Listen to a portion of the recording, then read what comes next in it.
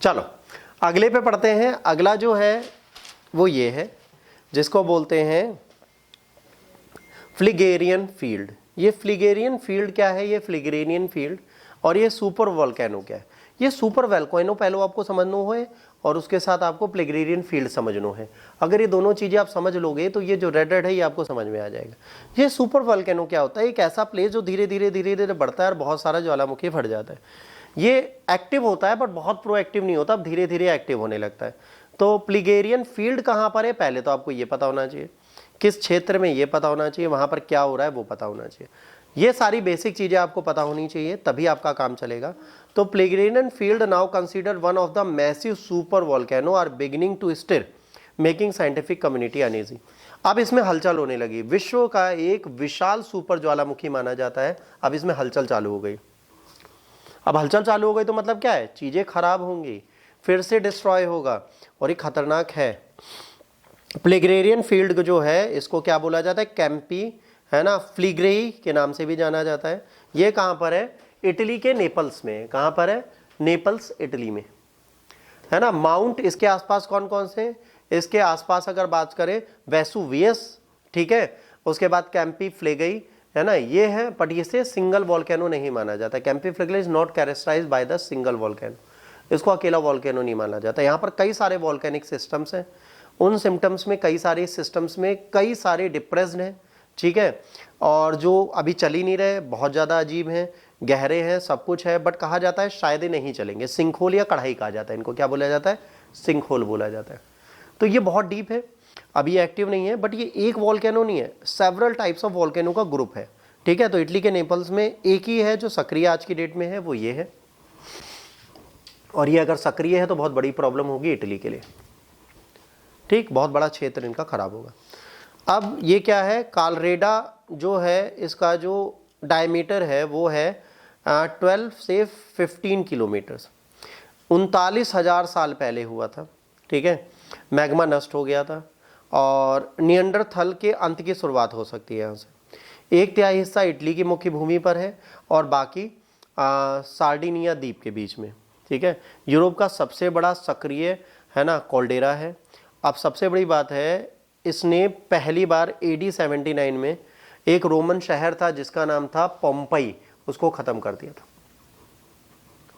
तो भाई दिक्कत वाली बात है, अगर दोबारा ये डेवलपमेंट होता है और ये फिर से कोई चीज़ डैमेज करता है तो नुकसान होगा कि नहीं होगा? एज ऑब्वियस होगा। तो इन्होंने इसको नष्ट कर दिया था। इसके बाद फ्लिगेरियन फील्ड जो है 1950 से अशांत अवस्था में। ये कब से शांत नहीं है? 1950 से, ठीक है।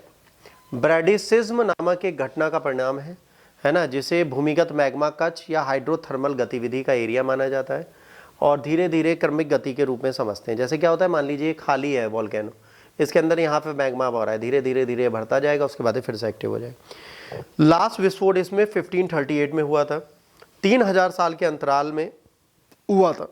ये विस्फोट हालांकि तुलनात्मक रूप से छोटा था, ठीक है, और उसने एक नया पर्वत बनाया था जिसे मोंटे न्यूवे बोलते, ठीक है, एक नया पर्वत बना था उस टाइम पे, मोंटे न्यूवे। फ्लिगेरियन फील्ड को सुपर ज्वालामुखी मानते हैं।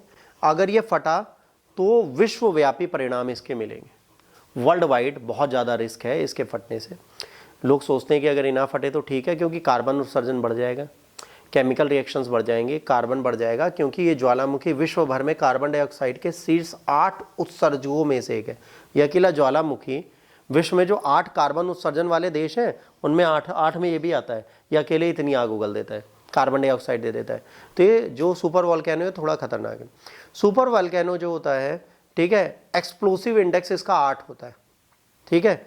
This means volume deposit of such eruption is greater than 1000 cubic kilometres. सोचिए 1000 क्यूबिक किलोमीटर्स, 3000 किलोमीटर तक के क्षेत्र को नहीं, लाखों किलोमीटर के क्षेत्र को बर्बाद कर सकता है। तो ये सुपर ज्वालामुखी जो होता है या सुपर वोल्केनो होता है, ये वर्ल्ड वाइड बहुत डेंजरस माना जाता है। और अगर ये फटा तो दुनिया में बहुत कुछ खत्म हो जाएगा। तो हर बंदा प्रयास करता है कि ऐसा कोई वोल्केनो कभी ना फटे। ये क्षेत्र हैं पूरे वर्ल्ड वाइड जहाँ पे सुपर वोल्केनो आपको दिखते हैं, वोल्केनिक क्षेत्र आपको दिखते हैं, कहाँ कहाँ पे किस किस जगह पर वोल्केनोज आ सकते हैं और कहाँ हैं, वो सारी चीज़ें आपकी लिखी हैं, ठीक है। तो अगर आप यहाँ पे देखेंगे तो आपको दिख जाएगा, है ना। अब ये बहुत इम्पॉर्टेंट है ना। तो अब ये सारे मैप्स की लोकेशन आपको याद रखनी चाहिए, कहाँ कहाँ पर कैसे कैसे वॉल्केनोज आ सकते हैं और क्या इसका ख़तरा होगा, क्या इसका नुकसान होगा, क्या इसका फ़ायदा होगा। इसके लिए आपको मैप्स याद करने की ज़रूरत है। तो ये सारे एरियाज़ आपको देखने पड़ेंगे, कहाँ कहाँ पे वॉल्केनिक इरप्शंस होते हैं, कहाँ कहाँ हो सकते हैं। ये सारे एरियाज़ आपके पास होने चाहिए। ये सारे एरियाज़ अगर आपके पास हैं तो आप इन चीज़ों को प्रॉपर मैनर में संभाल सकते हैं। ठीक, तो मैप्स को आपको देखना आना चाहिए और इसको पढ़ना आना चाहिए।